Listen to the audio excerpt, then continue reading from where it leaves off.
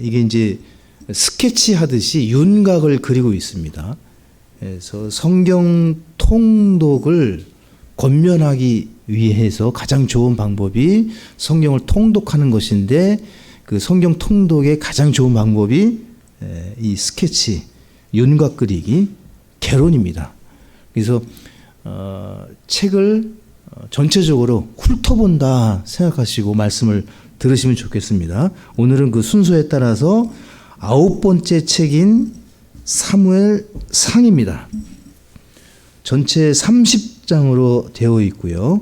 이 사무엘상의 핵심 요절은 사무엘상 12장 23절과 24절입니다.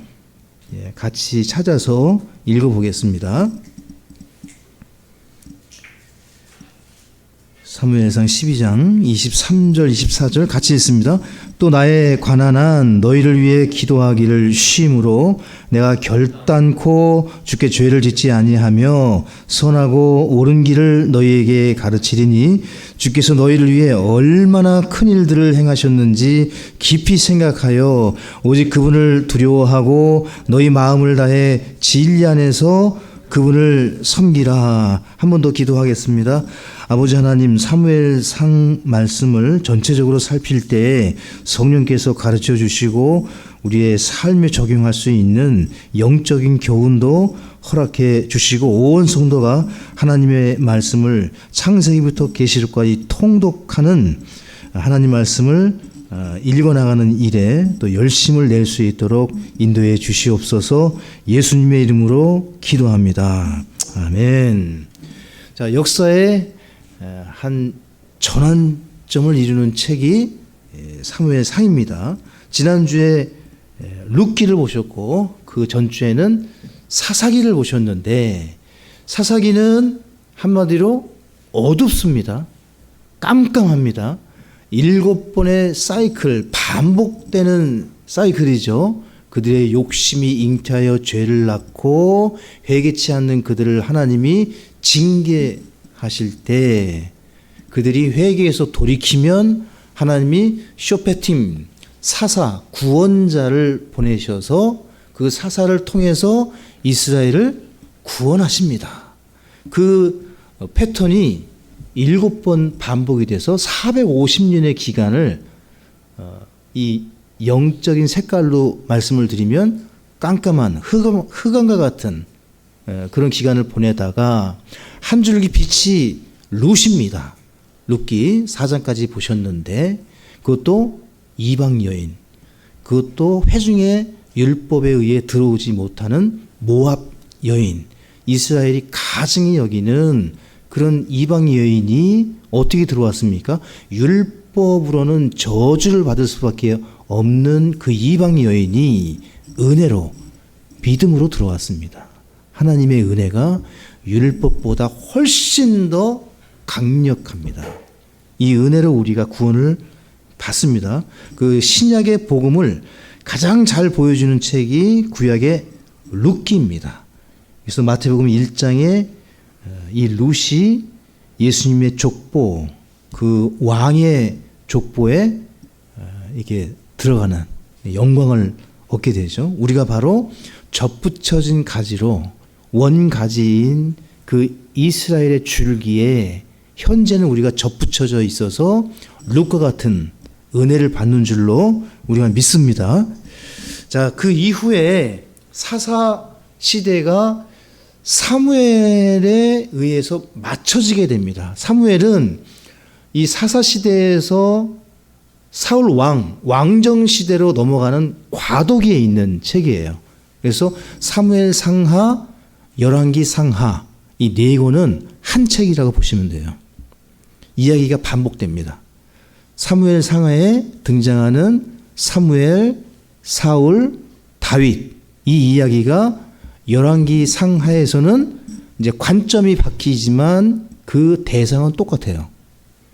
다윗의 이야기, 사울, 사무엘의 이야기가 4개의 책에서 반복되고 있다. 그럼 역대기 상하는요, 사울과 다윗 왕을 포함한 남북 왕국의 20명이 넘는 왕들이 이제 기록이 된 책이 역대기 하입니다. 그래서 오늘은 그 책들 중에 사무엘상을 보실 텐데 여러분 교재 같이 보시죠. 자, 사무엘상은 혹시 교재 있으신가요? 새로 오신 분? 예. 그럼 들으십시오. 예. 자, 사무엘상은 이스라엘의 사사 시대에서 왕정 시대로 전환하는 과도기를 다루며 이는 장차 오실 영원한 의의 왕이신 주님의 중요성을 강조합니다. 주요 인물로는 마지막 재판관이자 최초의 전문 대언자 선지자인 사무엘, 그리고 초대왕 사울, 그리고 이후 왕이 될 다윗이 등장합니다. 이 책의 정보를 보시게 되면 총 31장 810절이고요. 사무엘이라는 이름의 뜻은 하나님께서 들어주셨다.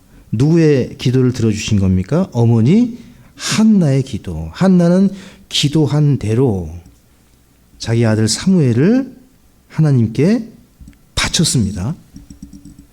한나의 기도를 통해서 배울 수 있는 우리 성도님들이 놓치지 말아야 될 여러 가지 교훈 중에 한나는 기도한 후에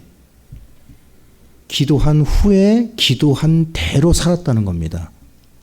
기도한 후에 기도한 대로 안 사는 사람이 대부분입니다. 대학을 붙여주십시오. 이 직장을 들어가게 해주십시오. 제가 주님을 좀 더 잘 섬기겠습니다. 그 이후에 헌금을 드리겠습니다. 그 이후에 선교사로 나가겠습니다. 예, 그래서 하나님이 들어주셔요. 그 이후에 많은 성도들이 기도한 대로 안 합니다. 근데 한나는 기도하고 곧바로 기도한 대로 사무엘을 젖을 떼자마자 성전에 갖다 바칩니다. 여러분 이게 보통 일이 아니에요. 한나의 심지가, 어머니 한나가. 그래서 이 사무엘상의 요절이 이 한나의 아들 사무엘의 기도입니다. 그래서 이 사무엘은 기도의 용사였어요. 기도하는 것을 죄라고 여겼습니다. 기도하는 걸 쉬는 것을. 성도가 기도하기를 그치는 것은 하나님 앞에 죄를 짓고 있는 것입니다. 그러므로 기도는 쉬지 않고 매일 반복해서 하나님께 아뢰야 되는 제물입니다. 희생물, 번제입니다.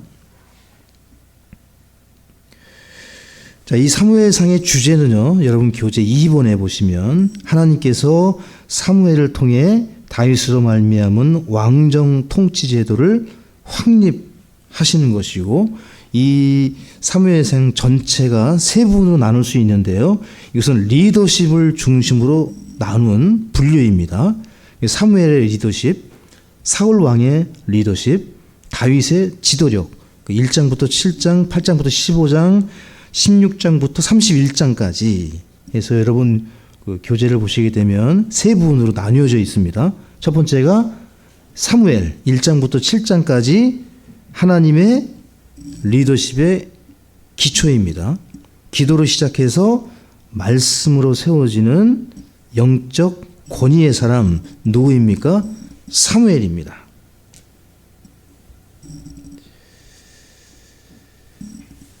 사무엘상 1장부터 2장까지는 한나의 기도와 사무엘의 탄생을 다루고 있습니다. 핵심은 기도입니다. 하나님의 사역은 기도로 시작된다는 것입니다.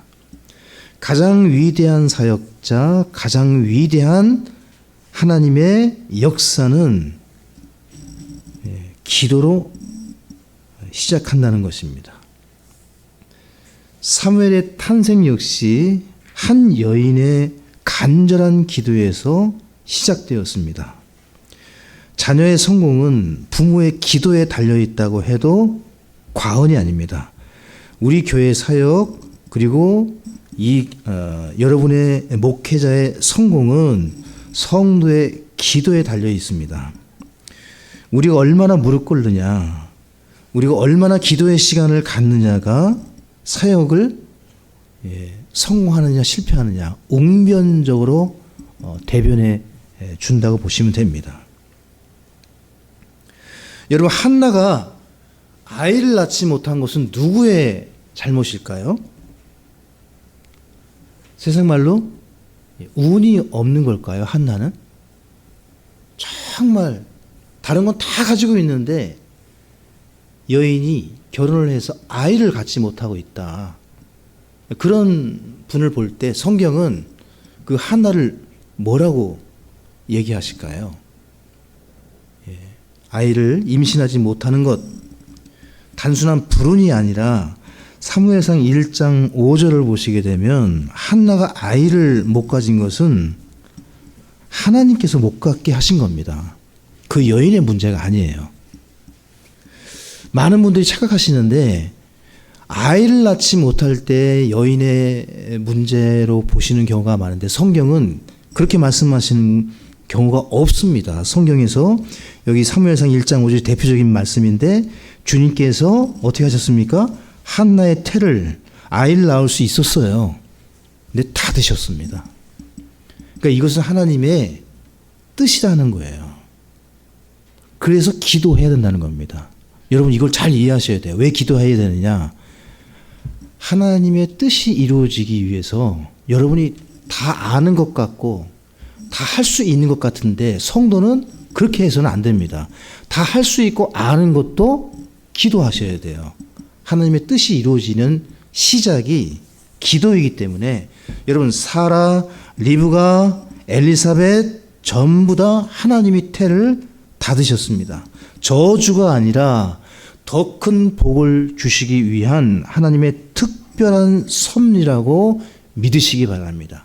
지금 내 뜻대로 안 될 때 여러분 변장된 축복이 기다리고 있다는 사실을 성도는 잊으면 안 돼요. 지금 내가 원하는 대로 안 된다. 좌절하고 실망하고 하나님을 원망하시면 안 됩니다. 지금 내 아이가, 내 부모가, 내 관련된 어떤 형제가 정말 누가 보더라도 이게 이렇게 하나님이 어렵게 하실 수 있는가? 그렇게 원망하거나 불평하지 마시고 더 큰 하나님의 영광을 보게 하기 위한 뜻이라고 믿고 이제 기도를 바꾸십시오. 어떻게 해요? 감사로. 아멘 하실 수 있으면 좋겠습니다. 여러분 감사와 만족 하나님 앞에 기쁘게 나아가는 것을 하나님이 보시는 거예요. 한나가 하나님의 뜻을 간절히 여쭌 거예요. 그 고통과 수치의 시간을 어떻게 견뎌냈습니까? 기도로. 한나는 기도로 빚어졌고 사무엘은 기도로 성장했다고 봐도 됩니다. 이 한나가 얼마나 이 괴롭고 아파했냐면 혼이 괴로운 가운데 심히 통곡하여 기도했다고 사무엘상 1장 10절과 11절에 얼마나 간절했냐면은 말이 안 나올 정도로 입술만 움직이는 거예요. 제사장 엘리가 술 취했다고 착각할 만큼 하나님 앞에 간절히 순전한 마음으로 기도했고 한나에게 더 놀라운 점 아까도 말씀드렸듯이 기도가 응답된 이후에 여러분과 저는 한나처럼 해야 합니다. 사무엘을 얻자마자 마음을 바꾸어서 그렇게 마음을 바꾼 것이 아니라 기도한 대로 그렇게 했다는 겁니다. 그래서 사무엘상 2장에는 한나의 찬양시가 2장 1절부터 11절까지 나오는데 이게 감사의 찬양이면서 예언입니다. 사무엘상 2장 10절만 보겠습니다. 여러분 사무엘상 2장 10절 같이 읽겠습니다. 주께서 땅의 끝들을 심판하시고 자신의 왕에게 힘을 주시며 자신의 기름 부음 받은 자의 뿔을 높이시리로다. 아직 왕도 없던 시절에 한나에게 이미 사무엘보다 앞서서 다윗이 누구죠? 예수님의 예표죠. 즉 예수님을 예언하고 있습니다. 장차 오실 메시아.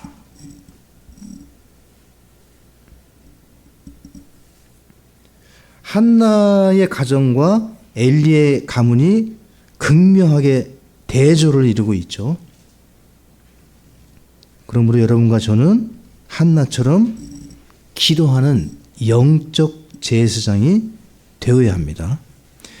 엘리 가문이 몰락했는데, 자, 2장 29절을 보시죠. 사무엘상 2장 29절에 하나님께서 엘리에게 뭐라고 말씀하십니까? 엘리의 잘못은 네 아들들을 나보다 더 귀하게 존중히 여겼다. 자식을 하나님보다 귀하게 여기는 것은 멸문지화를 당할 수 있습니다. 엘리의 가문은 완전히 멸문당했습니다. 그 이유가 뭐죠? 이거밖에 없어요. 아들들을 나보다 더 존중히 여겼다. 이 시험이 모든 성도와 가정에게 늘 다가옵니다. 아이들이 아파하고 힘들까봐 믿음으로 견뎌내고 기도하라고 권면 못하는 부모라면 다른 것도 못할 수 있어요. 주의해야 됩니다. 부모님들께서는 하나님께 맡기시고 하나님의 일을 하도록 아이들에게 믿음으로 권면해 주셔야 돼요. 그렇게 어렵고 힘들지라도 못하더라도 계속 방향은 제시해 주셔야 돼요. 네. 이제 이 목사로서 둘째 딸이 간호사로 3교대로 돌기 때문에 부득이 오늘도 예배를 지금 나이트 근무를 뛰고 오늘 또 나이트를 들어갑니다. 그러니까 이제 나이트가 연속되는 때가 제일 좀 힘들어하는 것 같아요. 그러니까 예배를 참석 못하는 거죠. 그래서 계속 둘째를 볼 때마다 뭐 계속 아이들하고 얘기하지만 항상 해주는 말이 있어요. 네. 오늘의 양식 읽어라. 온라인 유튜브 들어라. 네. 그럼 항상 아연이가 하는 말이 똑같습니다. 읽을 거예요. 볼 거예요. 그러니까 이 말은 다는 못하고 있다는 얘기잖아요. 네. 그래도 계속. 네. 그러니까 아이들이 다 알아요.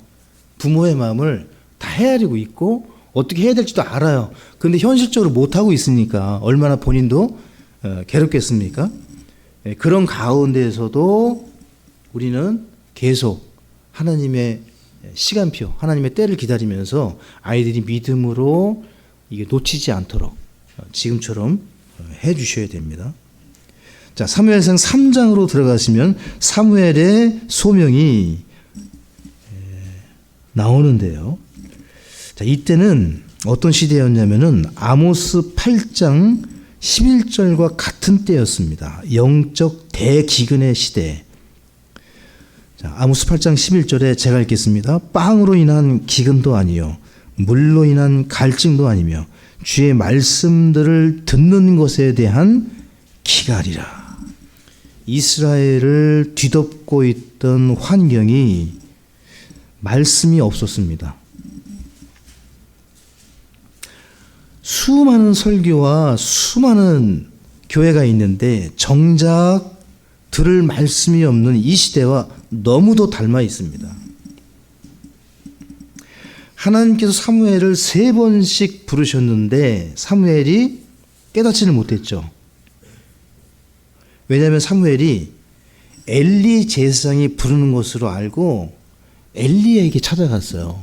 하나님의 음성을 들었는데 워낙 말씀이 희귀하다 보니까 이 시대 들을 말씀이 없는 거예요. 이 사무엘 이 당대에.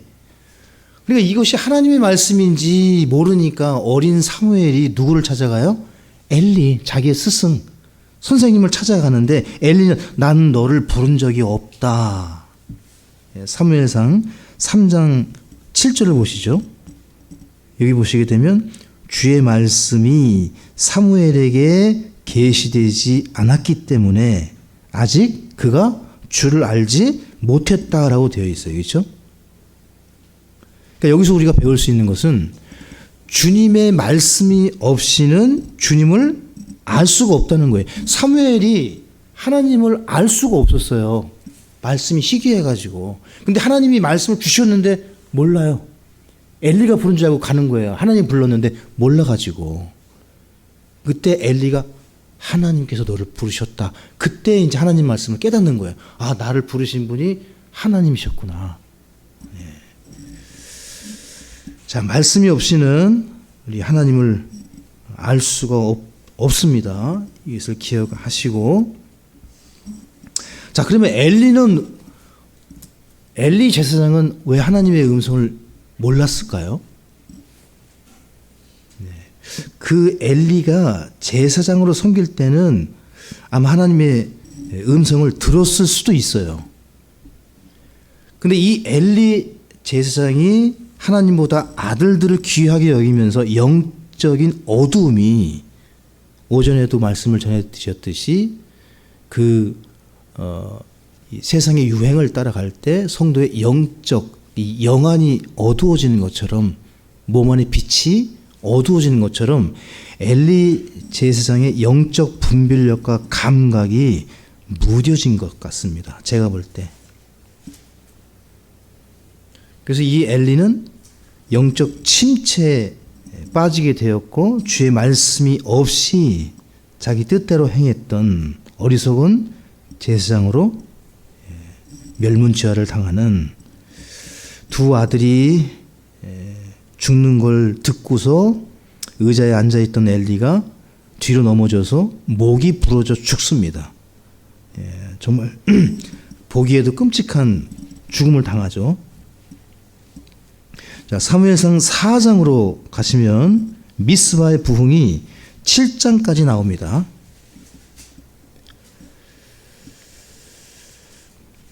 이제 하나님을 예배할 때 얼마나 놀라운 각성과 부흥이 일어나는지 보여주시는 장면인데요. 사무엘상 4장에 보시게 되면 블레셋과의 전쟁에서 패배를 합니다. 이스라엘이. 그래서 이스라엘 백성들이 하나님의 임재를 상징하는 언약궤를 전쟁터로 가지고 가요. 근데 언약궤를 하나님의 명령이 없이는 움직이면 안 되거든요. 근데 자기들 마음대로 부적과 같이 사용을 한 거예요. 하나님의 임재, 구름기둥과 불기둥이 임하는 이 언약궤를 전쟁터에 가지고 가면 우리가 이길 거야. 전형적인 뭐죠? 하나님을 이용해 먹는 그런 죄를 저지릅니다. 이스라엘이. 그래서 언약궤를 부적처럼 사용하다가 망하죠. 그래서 언약궤가 어떻게 됩니까? 빼앗깁니다. 그래서 무려 3만 명이 도륙을 당합니다.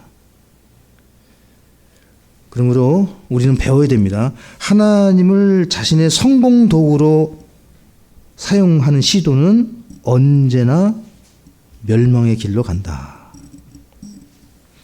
사무엘이 이스라엘 백성, 이런 이 간혹한 이스라엘 백성들을 회개케 하는데, 그 첫 번째가 사무엘상 7장 3절과 4절에 보시게 되면 우상을 제거하라. 바알과 아스타롯을 제거하고 하나님께로 돌이키라. 이렇게 명령하고 있고요. 사무엘상 7장 6절을 보시게 되면 금식하라고 명령을 내립니다.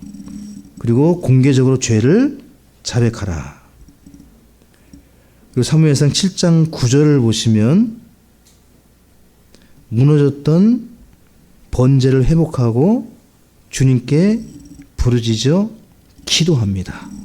그래서 회개와 예배, 기도, 이 세 가지가 회복되었을 때 하나님께서 이스라엘 위에 싸우시고 큰 승리를 안겨주십니다. 그래서 여기 사무엘상 1장부터 7장까지, 특별히 4장부터 7장까지는 사무엘이 이스라엘의 부흥을 이끄는데 그 세 가지 요건이 회개, 예배, 기도. 성도가 회복되는 세 가지 마찬가지입니다. 회개, 예배, 기도. 자, 사무엘상 7장 12절을 보시죠. 사무엘이 이 승리를 기념해서 돌을 세웁니다. 그 뜻이 주께서 여기까지 우리를 도우셨다. 이 뜻이 에벤에셀입니다. 여러분 광고 보시면 이거 기억나시죠? 그리고 음식점이나 뭐 옷집 보면은 이 에벤에셀 보셨을 거예요. 보셨죠? 에벤에셀의 뜻이 도움의 돌이라는 뜻이에요. 주님께서 여기까지 우리를 도우셨다. 굉장히 좋은 말입니다. 에베네셀의 하나님, 도움의 돌이신 하나님이 나를 여기까지 도우셨다. 얼마나 좋습니까? 에베네셀의 하나님, 그분이 우리를 이렇게 도우실 겁니다. 누구에게? 회개하고 예배하고 기도하면 하나님이 에베네셀의 주로 여러분과 저를 도우시는 겁니다. 자, 이제 두 번째입니다. 두 번째. 여러분 교재 한 장 넘기셔가지고 그 다음 장에 인간 중심 리더십의 실패, 사울입니다. 이 사울에 대해서는 할 얘기가 너무 많죠. 잘못된 동기로 백성을 다스렸던 사울, 하나님을 두려워하지 않고 사람을 두려워했던 초대 왕입니다. 사무엘을 통해서 인간 왕을 세우지 말라고 하셨는데 이스라엘 백성은 눈에 보이는 왕을 요구했습니다. 사무엘상 8장 5절에 보시면 모든 민족들과 같이 잘못된 동기로 왕정이 시작됐습니다. 하나님의 뜻은 아니었습니다.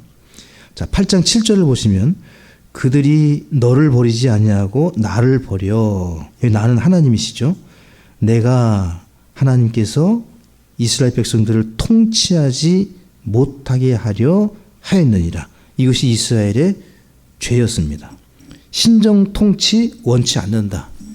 하나님의 통치, 하나님이 나의 왕이시고 나를 다스리시는 분으로 나는 원치 않고 인간적으로 따뜻하고 나를 더 존귀히 여길 수 있는 인간, 사람이 나를 좀 인권, 인본주의, 뭔가 이 사람, 나를 유익하게 할 수 있는 그런 정부, 대통령, 그런 왕을 원한다.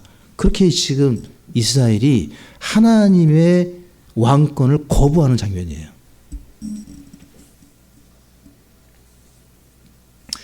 그래서 8장 18절에 보시게 되면 그날에 너희가 부르짖어도 주께서 너희에게 응답하지 아니하시리라. 사람이 선택한 왕 아래에서는 기도 응답이 없을 것이다.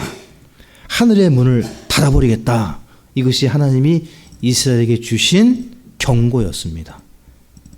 눈에 보이는 왕을 실제적으로 너희들이 원하고 세운다면 나는 하늘의 문을 닫아버리겠다. 하지만 백성들의 응답이 뭐였었죠? 이 경고에도 불구하고 8장 19절에 아니니이다. 우리를 다스릴 왕이 우리에게 있어야 하리니 하나님의 말씀에 뜻을 굽히지 않았죠.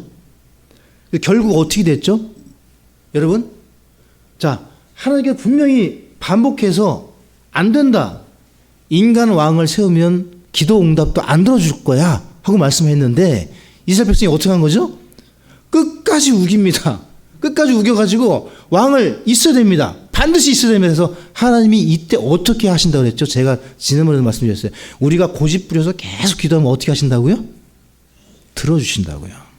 잘못된 기도도 들어주신다고요. 이게 허용적인 응답이라고 합니다. 하나님의 허락하시는 뜻이라고 그래요. 잘못된 요구지만 허락하실 경우가 있어요. 모든 기도를 다 그렇게 하시는 건 아니지만 너무너무 고집 부리는 기도 가끔 응답될 때가 있는데 매우 위험합니다. 축복이 아니라 이것은 손해가 될 수 있습니다. 저주가 될 수 있어요. 그 대표적인 사람이 이스라엘 그리고 사울입니다. 자, 이 사울이 어떠한지 사무엘상 13장으로 넘어가겠습니다. 자, 길갈에서 엄청난 죄를 져요. 예. 블레셋과의 전쟁 중에 사울이 결정적인 실수를 하는데 이 사울이 조급해합니다. 그 조급함으로 말미암아 예배를 인도해요. 본인이 설 자리가 아닌데, 즉 왕으로서 역할을 해야 되는데 제사장의 역할까지 넘어갑니다. 불순종을 하죠. 약속한 시간에 사무엘이 와서 제사를 인도해 줘야 되는데 무슨 일인지 사무엘이 약속된 시간에 오지를 않는 거예요. 예, 길갈에서. 그것도 지금 적군과 싸우고 있는 중에, 그래서 사무엘상 13장 9절에 보시게 되면, 여기 보시게 되면 사울이 그 초조함을 이기지 못하고 자신 직접 번제를 드리는 월권 행위를 합니다. 이것은 단순한 절차상의 실수가 아니라 율법을 정면으로 어긴 범죄입니다. 중대한 범죄예요. 사울이 죽어 마땅한 결정적인 치명적인 죄를 짓는데 율법을 정면으로 어긴 겁니다. 왕이라 할지라도 하나님의 법 위에 군림할 수는 없습니다. 근데 그가 하나님 위에 군림한 거예요. 자, 13장 12절을 보시죠. 자, 바울의 변명입니다. 그런 이유로, 어떤 이유죠? 사무엘이 오지 않아서 백성들을 두려워하고 초조해해서 내가 부득이 번제 헌물을 드렸나이다. 지금 이 사울의 태도는 상황을 탓하는 전형적인 사람들의 인간적인 왕의 모습입니다. 자신의 행동을 합리화하고 있어요. 전혀 회개가 없습니다.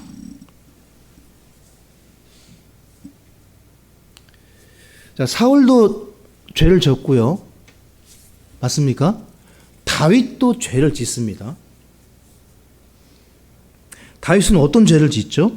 살인, 간음, 육신적인 범죄, 치명적인 죄를 짓죠. 여러분 생각을 해보시면 다윗이 지은 죄는 육신으로 사람에게 지은 죄예요. 교살했죠. 밧세바의 남편 우리아를 교살했습니다. 살인했어요. 그리고 밧세바를 간음했습니다. 그러니까 인간에게 지은 죄예요. 다윗은 치명적이지만. 근데 사울의 죄는 인간에게 지은 죄가 아니라 율법, 하나님께 지은 죄예요. 이게 비교가 안 되는 거예요. 그래서 엄청난 겁니다. 다윗은 용서받을 수 있었던 거예요. 그나마. 사울에게는 하나님이 여러 번 기회를 주셨는데 돌이키지를 않았어요. 차원이 다릅니다. 다윗과 사울의 죄는. 이 사울의 죄는 다윗과 비교할 수 없을 정도로 심각하다는 것을 보셔야 됩니다. 하나님 앞에 율법을 두려워하지 않으면 그 이후에는 아무것도 두려워하지 않습니다. 성도가 하나님의 말씀을 두려워하지 않으면 그 무엇도 두려워하지 않습니다. 계속 불순종입니다. 사무엘상 15장에 이 사울이 하나님의 말씀을 버립니다. 그래서 하나님께서 사울 왕을 버리시죠. 이게 아말렉과의 전투인데요. 사무엘상 15장 3절을 보시겠습니다. 15장 3절에 하나님께서 명령하십니다. 그 명령이 너무나 선명해요. 아말렉의 모든 것을 어떻게 해요? 완전히 진멸하라. 그러니까 완전히예요. 완전히 completely. 근데 사울이 15장 9절에 보시게 되면 가장 좋은 것을 남겨둡니다. 그렇죠? 아각 왕도 안 죽여요. 양과 소들 중에서 가장 좋은 것, 명백한 반역입니다. 명백한 불순종이에요. 근데 인간적으로 볼 때 유익하죠. 남겨뒀잖아요.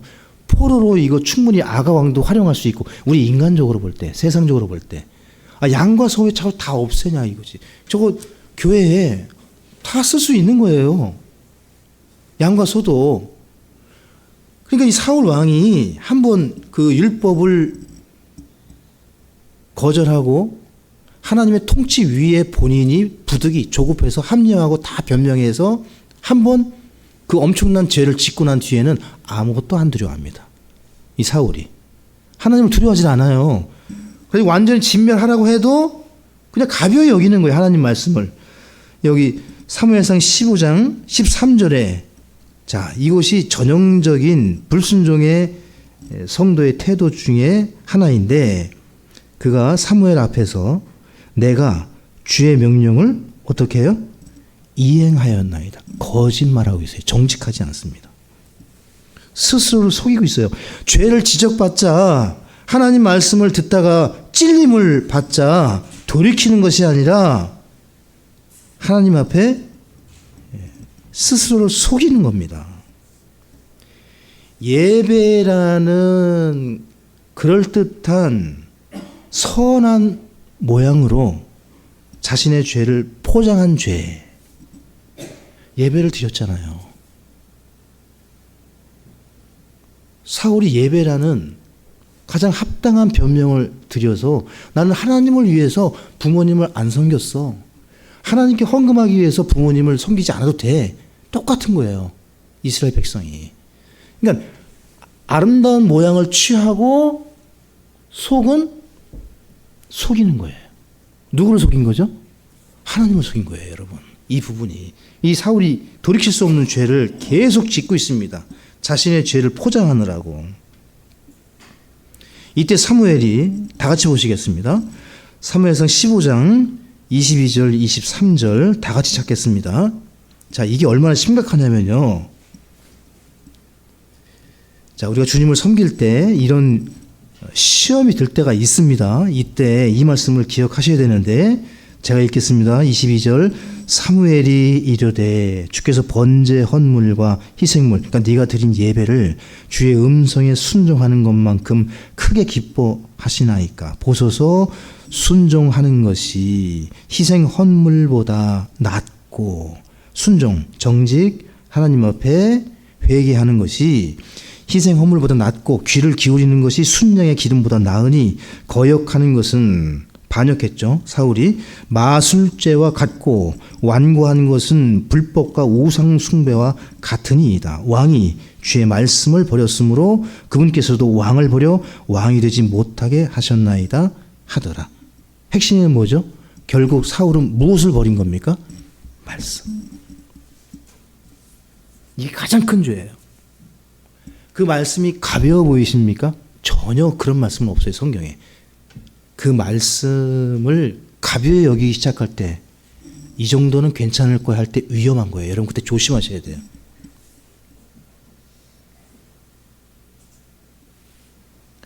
끝까지 사울은 변명으로 일관합니다. 사무엘상 15장 24절에 내가 백성을 두려워하여 그들의 음성을 순종하였나이다. 다르게 말씀드리면 내가 백성을 위하여 내가 백성들을 살리고자 이렇게 했습니다. 그 뜻은 가상하고 합당해 보이나 말씀을 속인 거죠. 그러니까 하나님을 속인 거예요. 그래서 하나님이 버리십니다. 성경에 하나님이 버리신 사람, 이 치욕적인 이름을 얻게 된 자가 사울입니다. 하나님이 버리시고 하나님이 택한 사람 다윗이 등장합니다. 세 번째 16장부터 31장까지 이제 하나님의 기준이 무엇이냐. 다윗을 기름 부으시고 새로운 왕을 찾으셔서 선택하시는데 사람의 기준과 하나님의 기준이 얼마나 다른지 보여주는 사건이 다윗입니다. 세상은 외모와 조건을 보지만 하나님은 그 중심을 보십니다. 그 대표가 다윗입니다. 자, 여러분 하나님의 명령을 받고 다윗의 집, 즉 이새의 집에 사무엘이 갑니다. 사무엘상 16장에 보시게 되면 그런데 영적으로 기도로 시작해서 영적으로 세워졌던 사무엘마저 하나님의 기준이 아닌 사람의 기준으로 다시 사울과 같은 왕을 택하려고 합니다. 맞습니까? 굉장히 흥미로운 장면이에요. 사무엘상 16장이 이새의 아들이 8명입니다. 다윗이 8번째 막내예요. 근데 사무엘이 하나님께서 기름 부음 받은 자가 누구라고 얘기합니까? 다윗은 걷도 보지도 않아요. 목동으로 제일 천한 일을 하고 있어요. 누가 보더라도 하찮은 일을 하고 있는 거예요. 목동으로서. 장남부터 7째까지 외모가 수려해. 다윗도 잘생겼잖아요. 그러니까 이 집 자체가 다 미남 자체인 거예요. 그리고 이 장남부터 사무엘이 외모를 기준으로 선택을 합니다. 자, 7절을 보세요. 사무엘이 계속 그렇게 하고 있을 때 하나님께서 이 말씀을 주시는 거예요. 같이 읽습니다. 주는 사람이 보는 것처럼 보지 아니하나니 사람은 겉모습을 보나 주는 마음을 보느니라.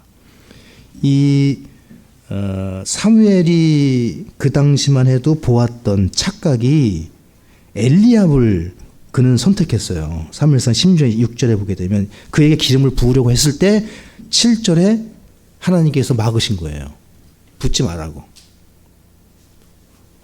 사무엘, 너는 지금 외모를 보고 있는데 나는 외모로 사울과 같은 사람을 다시는 뽑지 않는다. 원래 그랬었고 원치 않는 조건이었는데 그들이 간절히 요구했기 때문에 허락하시는 뜻으로 했는데 이제는 아니다. 내가 찾아서 붓겠다. 그 사람이 다윗이에요. 겉모습은 형편없습니다. 사자와 양, 곰과 싸우며 들판에서 잠을 잤던 사람, 그 옷이나 이 생김새가 다 얼마나 지저분하게 돼 있었겠어요. 누가 보더라도 그냥 목동, 이름 없는. 근데 하나님이 보시는 것은 외적인 조건과 상관없이 사무엘상 16장 13절에 주의 영이 다윗과 함께 하셨습니다. 사울에게는 그 영이, 주의 영이 떠나고 고통 가운데 있을 때 다윗에게는 주의 영이 임했습니다. 자, 사울 왕과 무엇이 다르냐? 사무엘이 사울을 하나님께서 기름 부으라 하셔가지고 곧바로 기름을 붓습니다. 그러니까 이 사울은 단련되지 않고 사람들에 의해서 곧바로 세워져요. 그래서 연단, 고난, 실패 이런 게 없어요. 사울은 그냥 왕이 돼가지고 다스리기 시작해요. 그리고 처음에는 잘했어요. 처음에는 하나님 뜻대로 잘하고 막 예언도 하고 대언도 하고, 그죠? 근데 우리 삶 가운데 역경과 고난과 실패는 이거는 변장된 축복으로 보셔야 돼요. 다윗을 보십시오. 다윗을 하나님이 세우실 때 그냥 세우지 않으시고 엄청나게 굴리십니다. 단련하세요. 그래서 내게 주어지는 단련, 고난, 아픔을 감사로 승화시킬 수 있다면 여러분 설교를 너무 잘 들으신 거예요. 오늘 오전에도 그렇고. 우리가 원망과 불평 그걸로 인생을 마칠 것이냐, 아니면 주님 만나기 전에 감사와 기쁨과 만족으로 주님께 나갈 것이니까 마음과 생각을 바꾸시면 됩니다. 자, 사무엘상 17장에 다윗과 골리앗 유명한 이야기가 나옵니다. 사무엘상 17장에 이 부분은 영적 전쟁의 원리를 우리에게 보여주는데요.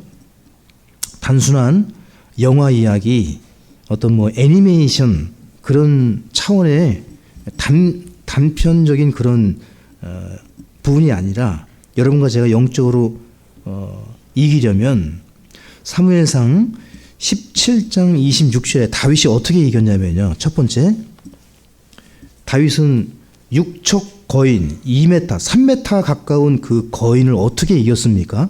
외적으로 볼 때는 게임이 안 되는, 전투가 안 되는 거예요. 이게 이길 수가 없어요. 외적으로 볼 때. 근데 어떻게 이겼죠? 중심.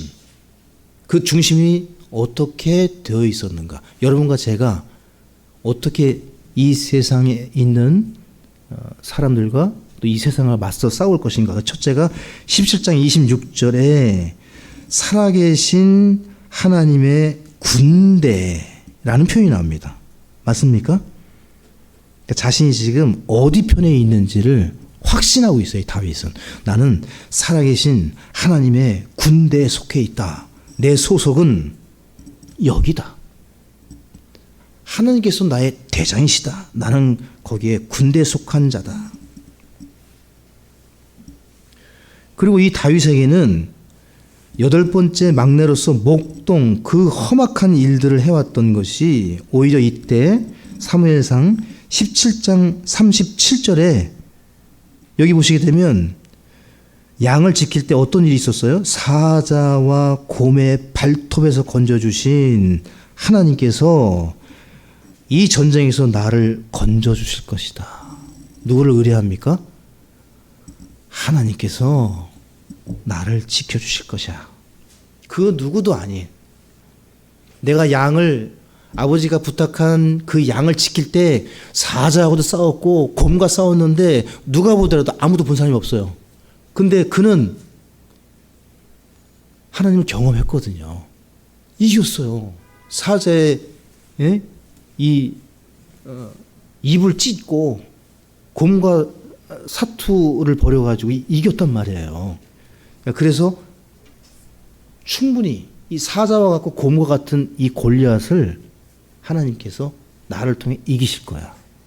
불가능을 가능으로 바뀌실 것이다.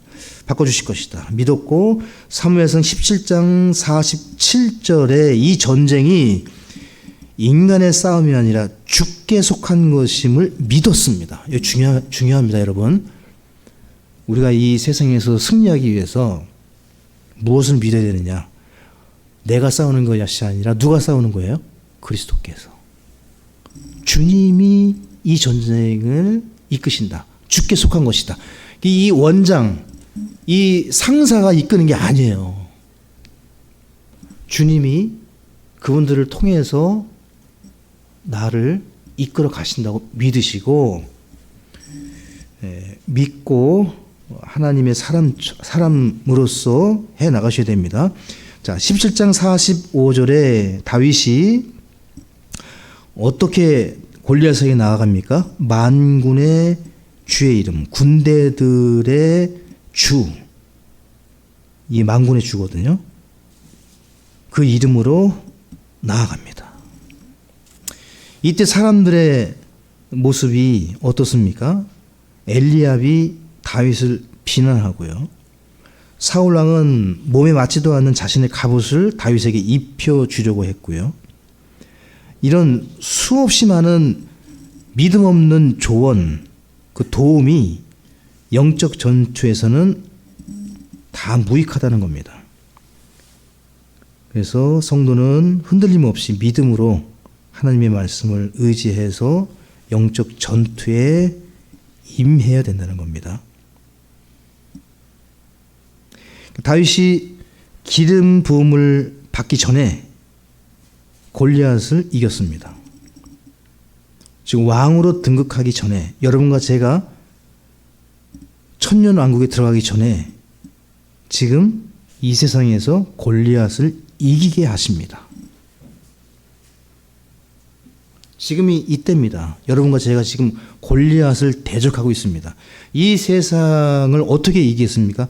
외적으로 보면 여러분과 제가 물리칠 수가 없습니다. 주님이 우리를 왕으로 기름 부으시기 전에, 천년왕국에 통치하게 하시기 전에 여러분과 제가 어떻게 살아야 할지를 다윗과 골리앗을 통해 영적 전투의 원리를 가장 잘 보여주는 것 중에 하나가 이 전투예요. 이 세상이라는 골리앗, 마귀라는 골리앗 어떻게 이길 것인가? 주의 이름으로 주의 군대에 속한 자로서 이 일을 진행해 나가야 된다. 자, 마지막으로 광야에서의 연단되는 도망자 다윗을 보십니다. 자, 다윗이 믿음으로 승리했는데 여전히 그에게는 실수가 있었습니다. 이 다윗이 인간적인 연약함을 보입니다. 그게 21장과 22장입니다. 이 부분만 하고 마치겠습니다. 두 가지 실수를 해요, 다윗이. 사무엘상 21장, 22장에서는 거짓말을 합니다. 노베 제사장 아히멜렉에게 거짓말을 해서 제사장 85명이 죽습니다. 다윗의 이 거짓말로 인해서. 완벽한 사람은 아니었던 것 같아요. 두 번째 실수가 27장에 나옵니다. 사울을 두려워하기 시작합니다. 그래서 블레셋으로 망명을 떠납니다. 1년 4개월 동안 미친 사람 연기를 합니다. 이 기간을 다윗이 보내는데 여러분 상상이 되세요? 그러니까 왕으로 등극하기 전에 자신으로 인해서 85명의 제사장이 죽어요. 그리고 1년 4개월 동안 침을 질질 흘리면서 미친 정신병자 역할을 합니다. 이 다윗이. 여러분 상상이 되세요? 다윗의 화려한 말은 많이 들으셨을 거예요. 다윗이 왕으로 등극하기 전에, 여러분과 제가 천년왕국에 들어가기 전에 어떠한 모습으로 여기에서 살아갈지 다윗이 실수하잖아요. 여러분과 제가 이럴 수 있다는 거예요. 근데 일부러 실수하거나 이렇게 변명해서는 안 되겠지만 주위의 형제와 자매들이 이런 모습을 보일 경우에 더 이해하시고, 아, 그럴 수 있구나. 진정으로 회개하고 돌이킨다면 받아들이는 우리 교회가 되리라 믿습니다.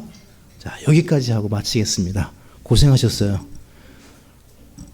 저는 제가 준비하면서 야, 이런 교재가 없다, 정말 너무 재밌다 이렇게 하는데 우리 성도님들은 어떻게 들으실지 모르겠어요. 저와 같은 마음이 주시라 믿습니다. 기도하겠습니다. 아버지 하나님 감사합니다. 사랑하는